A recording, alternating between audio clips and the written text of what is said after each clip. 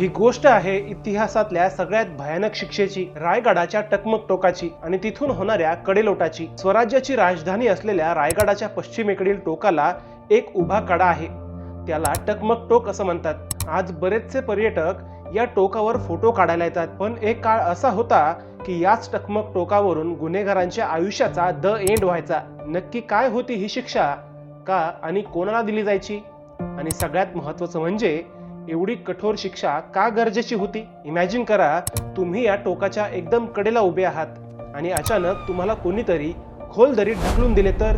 विचार करूनच भीती वाटली ना? इतिहासात गुन्हेगारांना हीच शिक्षा दिली जायची, कडेलोट, म्हणजे या शेकडो फूट खोल दरीत ढकलून देण्याची भयानक शिक्षा। स्वराज्यात ज्या गुन्हेगारांना कोणती माफी नव्हती, ज्यांनी स्वराज्याशी गद्दारी केली, ज्यांनी अत्यंत गंभीर गुन्हे केले, अशा लोकांना शिक्षा म्हणून या कडेलोटाची शिक्षा दिली जायची। शेकडो फूट खोल दरी, त्यामुळे पळून जायचा किंवा जिवंत राहण्याचा प्रश्नच नव्हता। एकदा का इथून खाली पडलं की डायरेक्ट खेळ खलास। स्वराज्याची शिस्त टिकवण्यासाठी ही भयानक शिक्षा दिली जायची। महाराजांचा न्याय सगळ्यांसाठी समान होता, माणूस आपला असो किंवा परका, सरदार असो किंवा शिपाई, त्याच्यावरचा गुन्हा एकदा का सिद्ध झाला तर शिक्षा अटळच समजा।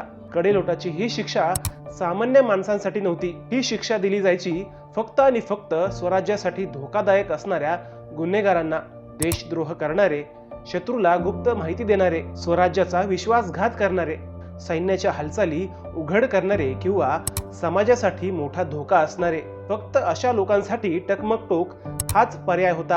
कारण अशा लोकांना माफी देणे किंवा जिवंत ठेवणे म्हणजे स्वराज्याला धोक्यात घालणं। ही शिक्षा सुनावण्यासाठी अजिबात घाई केली जात नसायची। महाराजांनी हुकूम दिल्यावर गुन्हेगारांची चौकशी व्हायची, साक्षीदार आणि पुरावे तपासल्यावर गुन्हा सिद्ध झाला तरच ही शिक्षा सुनावली जायची। कितीतरी मावळ्यांच्या शौर्याने आणि बलिदानाने तयार झालेल्या स्वराज्याबद्दल एक छोटी गुप्त माहिती शत्रूपर्यंत पोहोचली तर पूर्ण स्वराज्य धोक्यात येऊ शकत होतं। म्हणूनच स्वराज्यात देशद्रोह्यांना कधीच माफी दिली जात नसायची। कडेलोटाची ही शिक्षा नेमकं कशी दिली जायची? गुन्हा सिद्ध झाल्यावर गुन्हेगाराला तुरुंगातून बाहेर काढलं जायचं, नंतर सैनिकांच्या पहाऱ्यात त्याला टकमक टोकाकडे आणलं जायचं, नंतर त्याचे हातपाय बांधून एका पोत्यात टाकायचे, त्याच्या मृतदेहाचे तुकडे होऊन इकडे तिकडे पडू नये किंवा त्याचा देह अंत्यसंस्कारासाठी जसा आहे तसा मिळावा किंवा जंगली जनावरांनी त्याचा देह खाऊ नये म्हणून त्या पोत्याचं तोंड घट्ट बांधलं जायचं आणि नंतर त्या गुन्हेगाराला पोत्यात बांधलेल्या अवस्थेत वरून फेकून दिलं जायचं। पोत्यात बांधलेला गुन्हेगार सरळ शेकडो फूट खोल दरीत आदळत आपटत थेट पायथ्याशी जाऊन पडायचा। त्या आदळ आपटीतच गुन्हेगाराच्या हाडांचा पार सुरा व्हायचा आणि काही सेकंदातच त्याचा मृत्यू व्हायचा।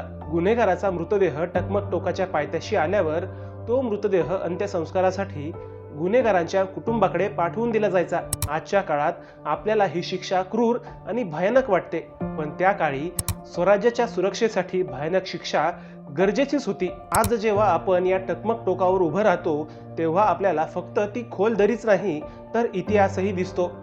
रायगड फक्त दगडांचा किल्ला नाहीये, तर तो आहे मराठी माणसाच्या स्वाभिमानाचा कळस आणि टकमक टोक स्वराज्याच्या न्याय व्यवस्थेचं जिवंत प्रतीक। तुम्हाला अजून कोणत्या विषयावर व्हिडिओ पाहायला आवडेल ते मला कमेंटमध्ये नक्की सांगा। शिवाय तुम्ही कधी टकमक टोकावर गेले असाल तर तुमचा अनुभव कसा होता तेही मला कमेंटमध्ये नक्की सांगा।